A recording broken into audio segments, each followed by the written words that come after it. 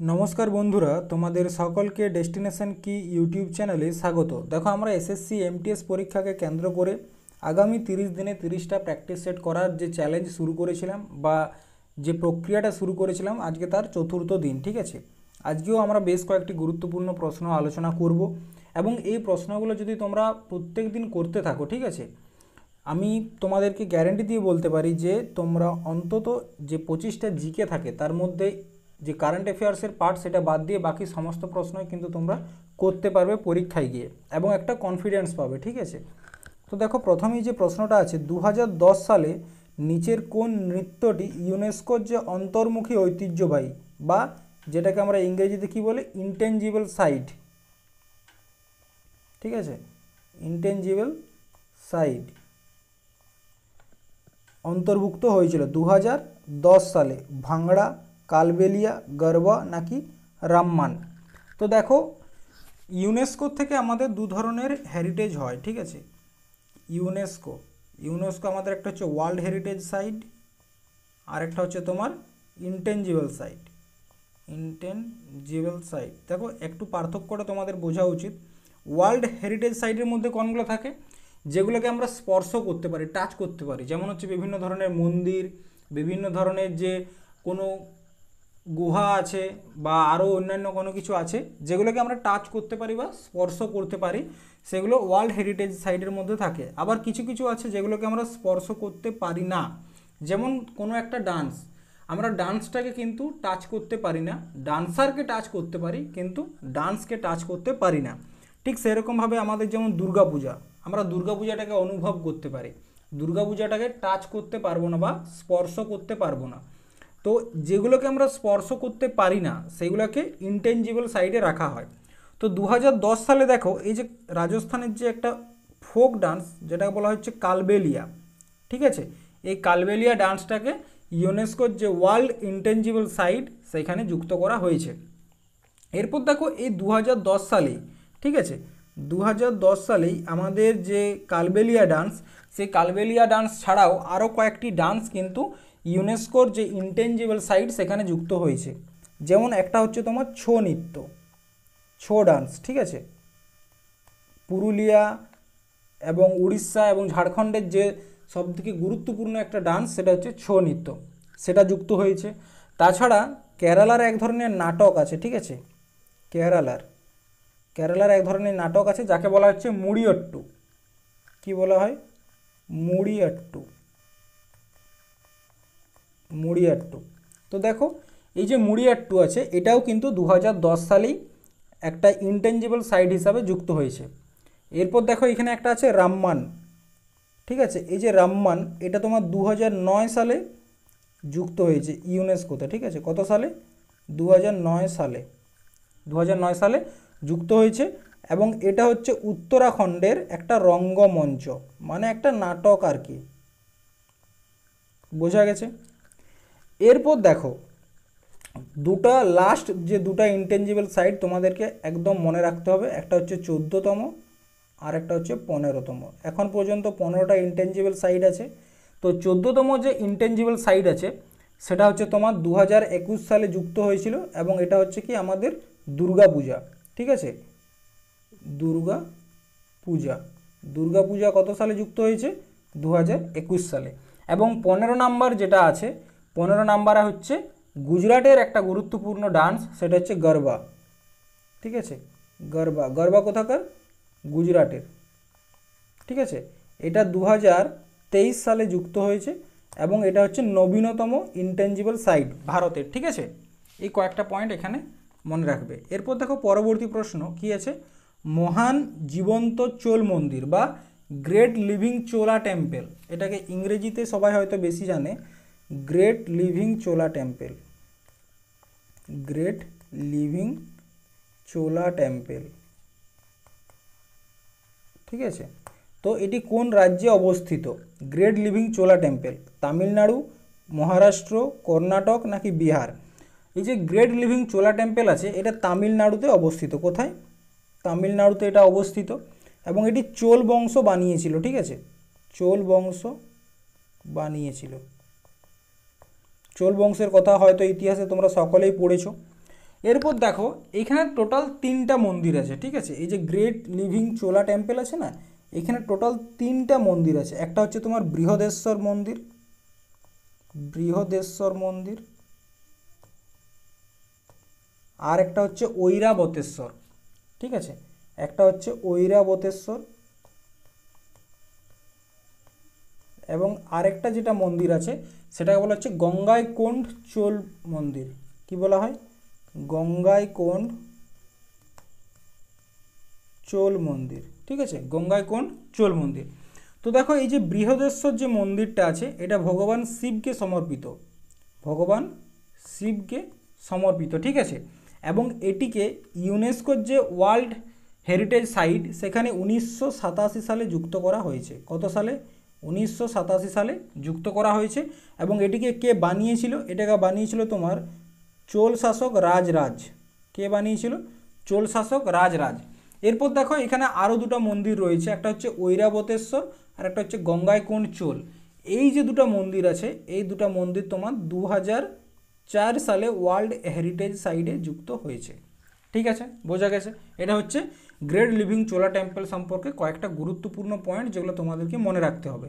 এরপর দেখো মহারাষ্ট্র, কর্ণাটক এবং বিহার, এই প্রত্যেকটা রাজ্যেরই কিছু গুরুত্বপূর্ণ জায়গা আছে যেগুলো ইউনেস্কোর যে ওয়ার্ল্ড হেরিটেজ সাইটে সেখানে মানে জায়গা পেয়েছে। প্রথমেই ধরো কর্ণাটক, ঠিক আছে, প্রথমেই আসো কর্ণাটক। দেখো কর্ণাটকের একটা গুরুত্বপূর্ণ মন্দির আছে, সেটা হচ্ছে পত্তদকলের মন্দির সমূহ। কি নাম? পত্তদকলের মন্দির সমূহ।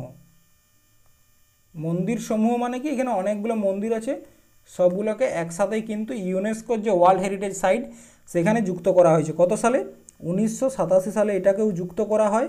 এবং এটিকে কারা বানিয়েছিল জানো? এরা চালুক্য বংশ এটিকে বানিয়েছিল, চালুক্য বংশ এটিকে বানিয়েছিল। এটা গেল তোমার কর্ণাটক। এরপর চলে এসো বিহার। বিহার হচ্ছে কি? বিহারের একটা বৌদ্ধ স্তূপ আছে, মহাবোধি পরিসর যাকে বলা হয়, ঠিক আছে, মহাবোধি পরিসর, যেখানে গৌতম বুদ্ধ কি পেয়েছিল? জ্ঞান অর্জন করেছিল, ঠিক আছে। সেই জায়গাটাকে ওয়ার্ল্ড হেরিটেজ সাইটে যুক্ত করা হয়েছে তোমার 2002 সালে। এবং মহারাষ্ট্রের দুটো জায়গা আছে, ঠিক আছে, এটা হলো বিহার হয়ে গেল। এরপর দেখো মহারাষ্ট্রের দুটো জায়গা আছে, একটা হচ্ছে তোমার অজান্তা গুহা, অজান্তা, আর একটা হচ্ছে এল্লোরা। এই দুটো জায়গায় তোমার 1983 সালে ওয়ার্ল্ড হেরিটেজ সাইটে জায়গা পেয়েছে। ওয়ার্ল্ড হেরিটেজ সাইট থেকে পরীক্ষায় কিন্তু প্রশ্ন একটা আসবে, ঠিক আছে। এরপর দেখো পরবর্তী প্রশ্ন কি আছে, নিচে সর্বোচ্চ ব্রেভারি পুরস্কার মানে হচ্ছে সাহসিকতার পুরস্কার কোনটি? অশোক চক্র, মহাবীর চক্র, পরমবীর চক্র নাকি কীর্তি চক্র? তো দেখো এখানে উত্তরটা হচ্ছে তোমার পরমবীর চক্র। মানে সাহসিকতার দিক থেকে ভারত সরকার যে সমস্ত মানে অ্যাওয়ার্ডগুলো দেয় বা পুরস্কারগুলো দেয় তার মধ্যে পরমবীর চক্রটা হচ্ছে সর্বোচ্চ সম্মান, ঠিক আছে। এবং ভারতের প্রথম পরমবীর চক্র কে পেয়েছিল এটাও কিন্তু প্রশ্ন অনেক সময় আসে। তো মনে রাখবে প্রথম পরমবীর যে চক্রটা পেয়েছিলেন তার নাম হচ্ছে মেজর, নামটা কি? মেজর সোমনাথ শর্মা, সোমনাথ শর্মা, ঠিক আছে। ইনি কি প্রথম পরমবীর চক্রটি পেয়েছেন। এরপর দেখো আমাদের দেশে বীরতার জন্য বা সাহসিকতার জন্য টোটাল 6টি পুরস্কার দেওয়া হয়। 6টা পুরস্কার কি কি একদম আমি মানে যেটা প্রথম যেমন সর্বোচ্চ পরমবীর চক্র, ঠিক তারপর হচ্ছে মহাবীর চক্র, তারপর বীর চক্র, অশোক চক্র, কীর্তি চক্র এবং শৌর্য চক্র, ঠিক আছে। তো ঠিক সেরকমভাবে প্রথমে দেওয়া হয় পরমবীর চক্র, এটা হচ্ছে সর্বোচ্চ, এটা হচ্ছে সর্বোচ্চ সম্মান পরমবীর। চক্রটা লিখছি না, সবগুলোর পিছনে চক্র হবে তো। 2 পরমবীর চক্র হয়ে গেল। এরপর হচ্ছে মহাবীর চক্র, মহাবীর চক্র। 3 নম্বরে এসো বীর চক্র, ঠিক আছে। 4 নম্বরে কি আছে? 4 নম্বরে আছে অশোক চক্র, অশোক চক্র। 5 নম্বরে কি আছে? কীর্তি চক্র, কীর্তি চক্র। আরেকটা হচ্ছে নম্বরে যে এবং সর্বশেষ সেটা হচ্ছে শৌর্যচক্র বা শৌর্যচক্র যেটাকে বলা যায়। ঠিক আছে, তো দেখো পরমবীর চক্র কাদেরকে দেওয়া হয়? যারা যুদ্ধের সময় কি দেখায়, বীরতা দেখায় বা যুদ্ধের সময় যারা শহীদ হয়ে যায় তাদেরকে পরমবীর চক্র দেওয়া হয়। এবং এটা হচ্ছে ভারত সরকার কৃতক সর্বোচ্চ সম্মান, বীরতার জন্য সর্বোচ্চ সম্মান। ঠিক আছে, মহাবীর চক্র, মহাবীর চক্র কাদেরকে দেওয়া হয়? যাদের যুদ্ধের সময় কি হয়েছে, বীরগতি প্রাপ্ত হয়েছে তাদেরকে। এটা সৈনিক এবং অসৈনিক দুজনকেই দেওয়া হয়। সৈনিক সৈনিক এবং অসৈনিক। অসৈনিক বলতে যারা সৈন্যের সাথে যুক্ত নয় কিন্তু যুদ্ধের জন্য, ভারতে হয়তো সে সময় যুদ্ধ চলছে, যুদ্ধের সময় এমন কিছু করলো, দেশের ভালো কিছু করলো বা বিশাল সাহসিকতার মতো কিছু করলো এবং তিনি বীরগতিকে প্রাপ্ত হয়ে গেলেন, তাকেও কিন্তু এই মহাবীর চক্র দেওয়া হয়। ঠিক আছে, বীর চক্রও সেম ঘটনা।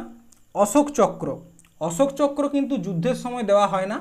অশোক চক্র হচ্ছে শান্তিকালে যদি কোনো বীরত্বের কাজ করে কোনো সৈনিক, ঠিক আছে, বা কোনো সাধারণ ব্যক্তি, তাকেও কিন্তু অশোক চক্র দেওয়া হয়। কীর্তিচক্র কাকে দেওয়া হয়? কীর্তিচক্রও শান্তিকালে দেওয়া হয় এবং এটিও সেম, সৈন্য এবং অসৈন্য। সৈন্য বলতে যারা মানে আর্মির সাথে সরাসরি যুক্ত আছে, অসৈন্য বলতে কি সাধারণ মানুষ যারা বীরের মতো কিছু কাজ করেছে শান্তিকালে, তাদেরকেও দেওয়া হয়। আর শৌর্য যে চক্র আছে, শৌর্য চক্র সেম শান্তির জন্য দেওয়া হয়। ঠিক আছে, শান্তিকালে দেওয়া হয়, শান্তির জন্য নয়, শান্তিকালে দেওয়া হয়। তাহলে শান্তিকালে টোটাল 3টা দেওয়া হয়, বোঝা গেছে? একটা হচ্ছে অশোক চক্র, কীর্তিচক্র এবং শৌর্য চক্র। আর যুদ্ধের সময় 3টে দেওয়া হয়, পরমবীর চক্র, মহাবীর চক্র এবং বীর চক্র। দেখো তোমাদের মনে হতেই পারে যে আমি বেশি বকছি, কিন্তু দেখ প্রশ্ন যখন তোমরা এসএসসির প্রশ্ন যদি দেখো, সেখানে কিন্তু এরকমভাবেও প্রশ্ন এসেছে যে নিচের কোন বীর পুরস্কারটি শান্তিকালে দেওয়া হয়। ঠিক আছে, এরকমভাবেও কিন্তু প্রশ্ন আসে। এরপর দেখো পরবর্তী প্রশ্ন, বিজ্ঞান থেকে একটা প্রশ্ন আছে, অ্যালার্জির সময় নিচের কোন শ্বেত রক্তকণিকা বা ডাব্লিউবিসি হোয়াইট ব্লাড সেল সংখ্যা বৃদ্ধি পায়? নিউট্রোফিল, বেসোফিল, মনোকোষ নাকি ইউসিনোফিল? তো দেখো অ্যালার্জির সময়, ঠিক আছে, অ্যালার্জির সময় বা কোনো রকম জীবাণু সংক্রমণ হলে বা ব্লাড ক্যান্সার দেখা গেলে, তখন তার মধ্যে শ্বেত রক্তকণিকারই একটা কণিকা, সেটার নাম হচ্ছে তোমার ইওসিনোফিল। ঠিক আছে, ইওসিনোফিল, এটা কিন্তু সংখ্যায় প্রচুর পরিমাণে বৃদ্ধি পেয়ে যায়। কী হয়ে যায়? প্রচুর পরিমাণে বৃদ্ধি পেয়ে যায়। ঠিক আছে, এই ইওসিনোফিলকে কি বলা হয়? গ্র্যানুলোসাইট বলা হয়, গ্র্যানুলোসাইট বলা হয়। ঠিক আছে, বা কণিকাযুক্ত ডাব্লিউবিসি বলা হয়। এরপর দেখো ডাব্লিউবিসি সম্পর্কে কয়েকটা তথ্য। দেখো আমাদের যে রক্তকণিকা, ঠিক আছে, জিনিসটা বুঝতে হবে একটু। রক্তকণিকা দু প্রকার, একটা হচ্ছে আরবিসি আর একটা হচ্ছে ডাব্লিউবিসি। আরবিসি মানে হচ্ছে রেড ব্লাড সেল, আর একটা হচ্ছে হোয়াইট ব্লাড সেল। ঠিক আছে, এরপর দেখো ডাব্লিউবিসি রংহীন কেন? কারণ ডাব্লিউবিসির যে লিউকোসাইট আছে না, লিউকোসাইটে হিমোগ্লোবিনের যে অভাব, ঠিক আছে, হিমোগ্লোবিনের অভাবে কিন্তু এটি বর্ণহীন হয়ে যায়। ঠিক আছে, বা সাদা রঙের হয়ে যায়। এরপর দেখো কোনো ব্যক্তির মধ্যে যদি ডাব্লিউবিসি বৃদ্ধি পায়, ধরো ডাব্লিউবিসি যে শ্বেতকণিকা আছে সেটা যদি প্রচুর পরিমাণে বৃদ্ধি পায়, তখন ধরা হয় যে তার মধ্যে কি হয়েছে, লিউকোমিয়া দেখা দিয়েছে। লিউকোমিয়া, এই লিউকোমিয়া মানে কি? Blood cancer. ঠিক আছে, ব্লাড ক্যান্সার। তাহলে কি ব্লাড ক্যান্সার মানে কি? রক্তে প্রচুর পরিমাণে ডাব্লিউবিসি যখন বৃদ্ধি পেয়ে যায় তখন তাকে বলা হচ্ছে ব্লাড ক্যান্সার। আবার যদি ডাব্লিউবিসি কমে যায়, ঠিক আছে, কোনো ব্যক্তির যদি ডাব্লিউবিসি কমে যায় তখন তাকে কি বলা হচ্ছে? লিউকোসাইটোপিনিয়া। ঠিক আছে, কি বলা হয়? লিউকোসাইটোপিনিয়া। এটা হচ্ছে কখন? যখন রক্তে ডাব্লিউবিসি কমে যায়। এবং এর ফলে কি দেখা যায়? এইডস, বিভিন্ন ভাইরাস ঘটিত রোগ যেমন এইডসও কিন্তু এই এইডসের সময়ও ডাব্লিউবিসি অনেক পরিমাণে কমে যায়। ঠিক আছে, এরপর দেখো নেক্সট প্রশ্ন কি আছে, নিচের কোন রক্তের গ্রুপ সার্বজনীন দাতা ইউনিভার্সাল ডোনার নামে পরিচিত, ঠিক আছে। ইউনিভার্সাল ডোনার বা ইউনিভার্সাল রিসিভার কাকে বলা হয়? দেখো, প্রথমত ইউনিভার্সাল ডোনার কাকে বলা হয়? গ্রুপ ও কে বলা হচ্ছে কি ইউনিভার্সাল ডোনার। কারণ কি, এই গ্রুপ ও যে কোনো ব্লাড গ্রুপকে রক্ত দিতে পারে, সেটা এ হোক, বি হোক, ও হোক বা এবি, এই চারটা গ্রুপকেই কিন্তু ও রক্ত দিতে পারে। তার জন্য তাকে কি বলা হচ্ছে? Universal donor. এবং ইউনিভার্সাল রিসিভার কাকে বলা হয়? এবিকে বলা হচ্ছে ইউনিভার্সাল রিসিভার। ইউনিভার্সাল রিসিভার কারণ কি, এই এবি যে ব্লাড গ্রুপটা আছে, এই গ্রুপটা সবাইকার কাছ থেকেই রক্ত নিতে পারে। ও কি করছে? সবাইকে রক্ত দিতে পারে, কিন্তু সবাইকার কাছ থেকে নিতে পারে না। কিন্তু এবি হচ্ছে কি, সবাইকার কাছ থেকে রক্ত নিতে পারে, সবাইকে দিতে পারে না, ঠিক আছে। এরপর দেখো আমাদের যে ব্লাড গ্রুপ, ঠিক আছে, আমাদের ব্লাড গ্রুপের মধ্যে প্রথমে এ, বি এবং ও, এই তিনটা গ্রুপের খোঁজ করা হয়েছিল। এবং প্রথম এই তিনটা গ্রুপকে খোঁজ করেছিলেন কে জানো? কার্ল ল্যান্ডস্টিনার। যে বিজ্ঞানীটি খোঁজ করেছিলেন তার নাম হচ্ছে কার্ল ল্যান্ডস্টিনার, ঠিক আছে, ল্যান্ডস্টিনার।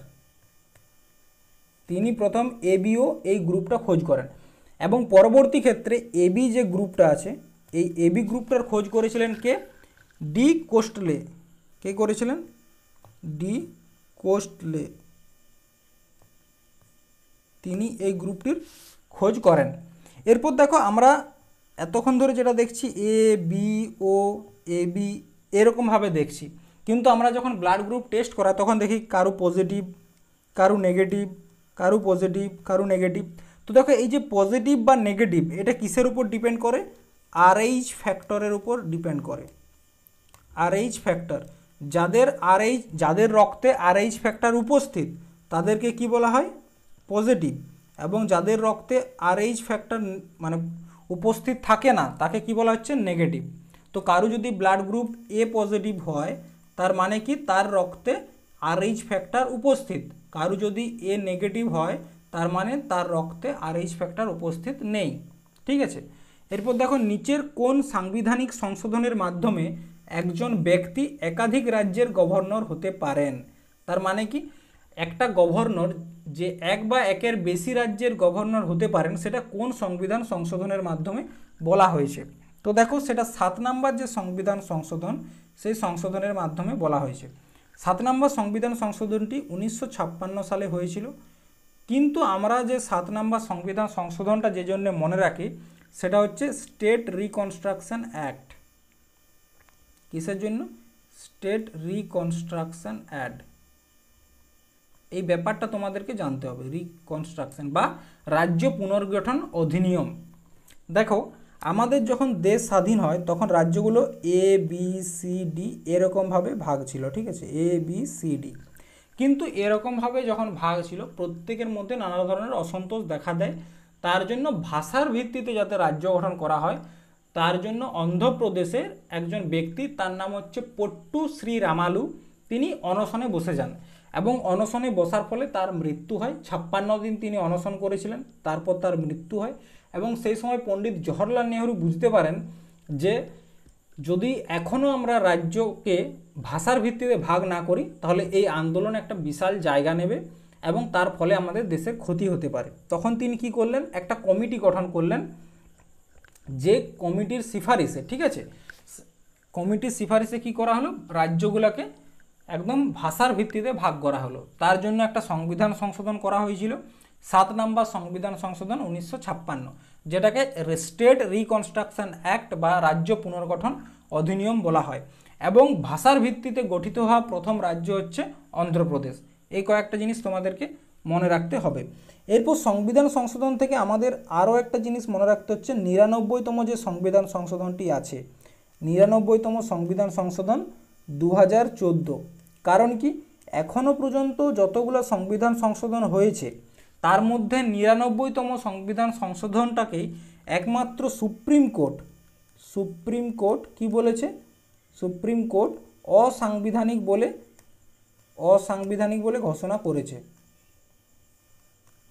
তার কারণটা কি দেখো, বুঝতে পারবে এখানে কি ধরনের নেপোটিজম চলে।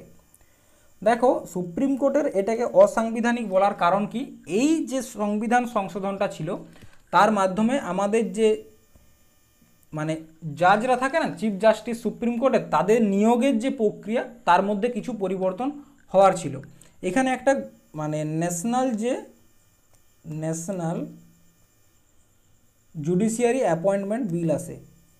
তার মানে কি, তার মানে বলা হয় যে এখন যেমন সুপ্রিম কোর্টের যে জাজ থাকে বা কোর্টের যে যারা জাজ থাকেন তাদেরকে নিয়োগ করা হয় একটা অন্য পদ্ধতির মধ্যে। মানে কি, যারা বর্তমানে জাজ আছেন তারাই ঠিক করে যান পরবর্তী ক্ষেত্রে কে জাজ হবে। কিন্তু 99তম সংবিধান সংশোধনের মাধ্যমে বলা হয়েছিল যে একটা কমিটি গঠন করা হবে যেখানে 3জন সুপ্রিম কোর্টের জাজ থাকবেন, চিফ জাস্টিস সহ।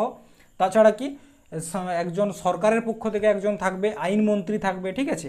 তো এরকম একটা সংগঠন তৈরি করার কথা বলা হয়েছিল, যেটাকে সুপ্রিম কোর্ট অসাংবিধানিক বলে ঘোষণা করেছে।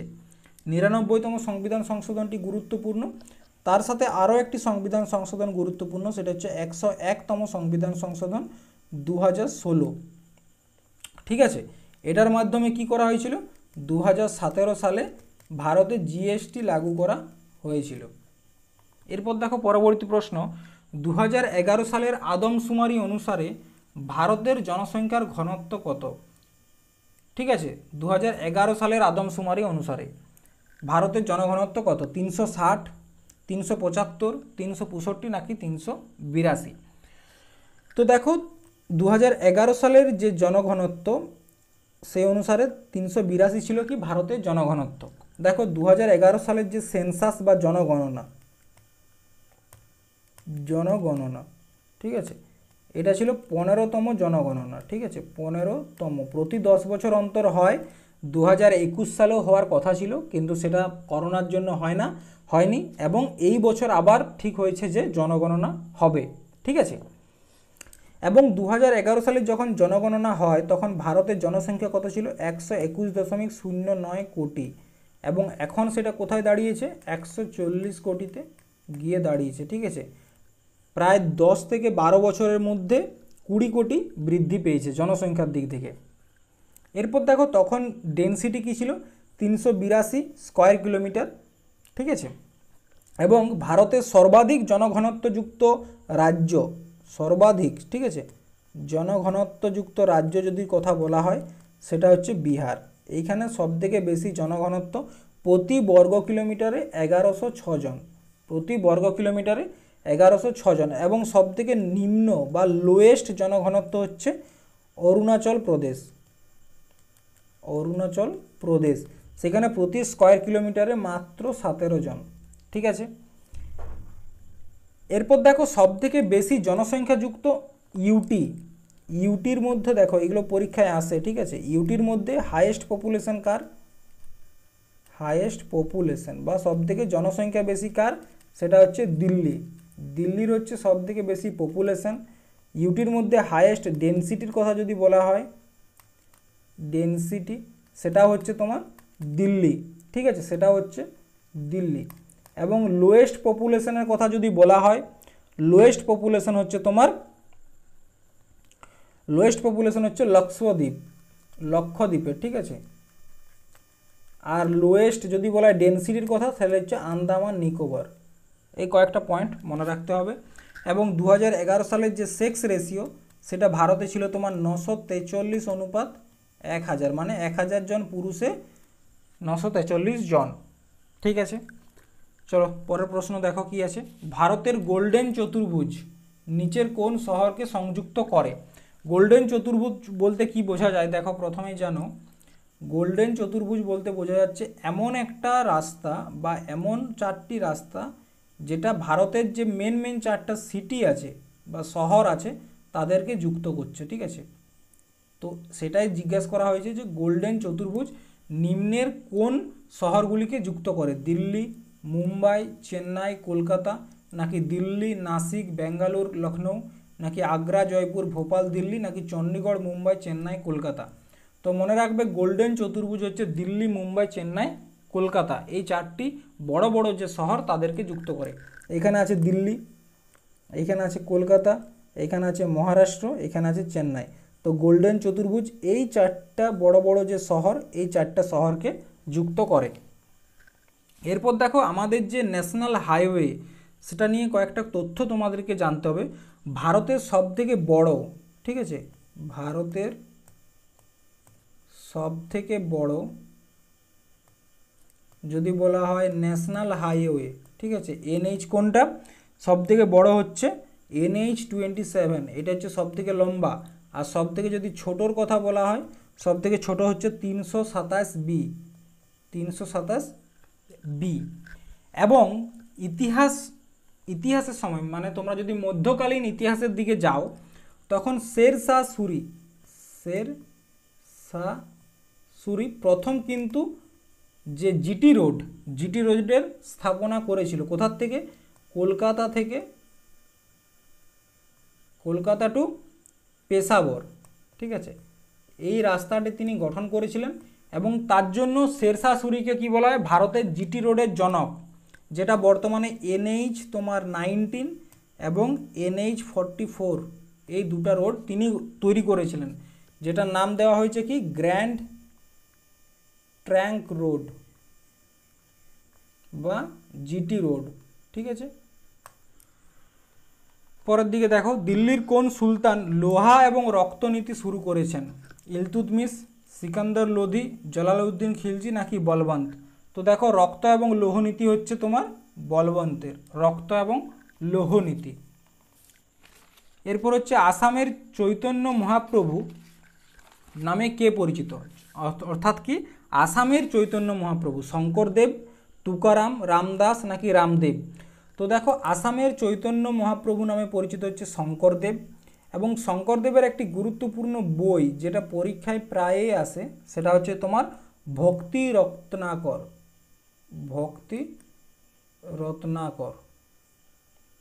ঠিক আছে, ভক্তি রত্নাকর। দেখো, চৈতন্যদেবকে সম্পর্কে তোমরা কম বেশি সকলেই জানো। যারা পশ্চিমবঙ্গের মধ্যে আছো তারা সকলেই জানো যে চৈতন্য মহাপ্রভু কে ছিলেন। চৈতন্য মহাপ্রভুকে বলা হয় তিনি রাধাকৃষ্ণের যুগল ছিলেন। মানে কি? তার একটা শরীরের মধ্যেই রাধা এবং কৃষ্ণ দুজনেই বিরাজ করতেন, এটা বলা হয়।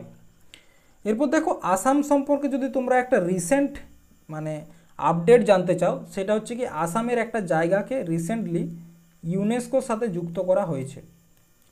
কি নাম? সেটা হচ্ছে চরাইদেউ ময়দাম, ঠিক আছে। এই চরাইদেউ ময়দামকে 2024 সালে ইউনেস্কোর যে ওয়ার্ল্ড হেরিটেজ সাইটে যুক্ত করা হয়েছে। পরবর্তী প্রশ্ন দেখো কি আছে।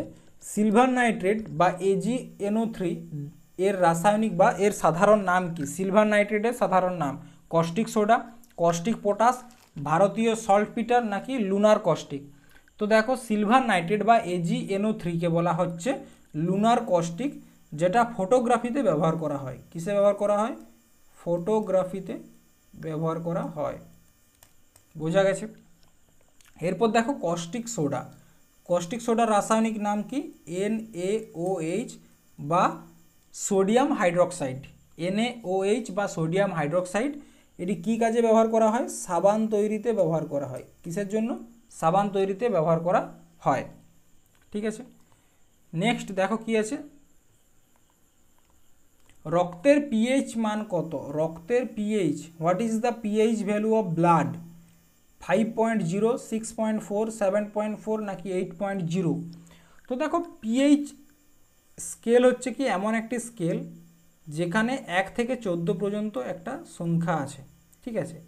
তো এখানে বলা হয় যাদের ভ্যালু 1 থেকে 7-এর কম, ঠিক আছে, মানে হচ্ছে যাদের ভ্যালু 7-এর কম তাদেরকে বলা হচ্ছে তোমার অম্লীয় বা অ্যাসিডিক। আর যাদের ভ্যালু 7-এর বেশি তাদেরকে বলা হচ্ছে ক্ষারীয় বা বেস, ঠিক আছে, ক্ষারীয় বা বেস। তার মানে কি? দেখো, এটা হচ্ছে একটা স্কেল, ঠিক আছে।